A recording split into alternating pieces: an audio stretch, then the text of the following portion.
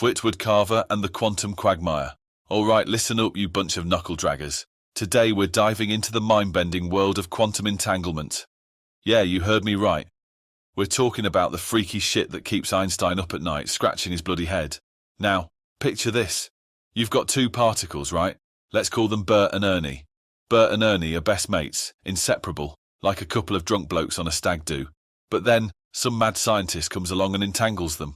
Suddenly, Bert and Ernie are more connected than a pair of Siamese twins on a tandem bike.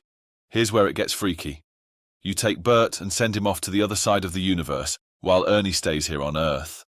Now, you give Ernie a little tickle, and what happens?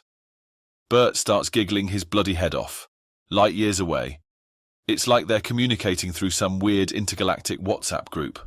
That, my friends, is what Einstein calls spooky action at a distance.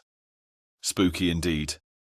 Now, you might be thinking, well, that's all well and good for Bert and Ernie, but what about us mere mortals? Here's where the rule of three comes in. You see, there are three types of people in this world. Those who understand quantum entanglement, those who don't, and those who think they do, but are actually talking out of their arse. Let me give you an example.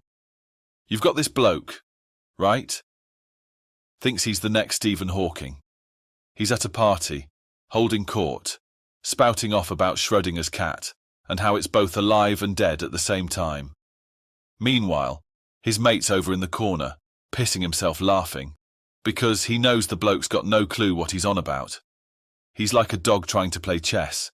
He knows the rules, but he's got no bloody strategy. But here's the thing.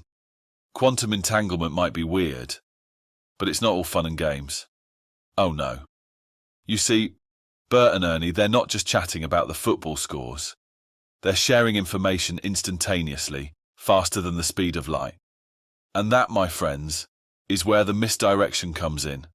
You see, while we're all busy marveling at the wonders of quantum entanglement, the real geniuses are using it to build bloody teleporters and time machines.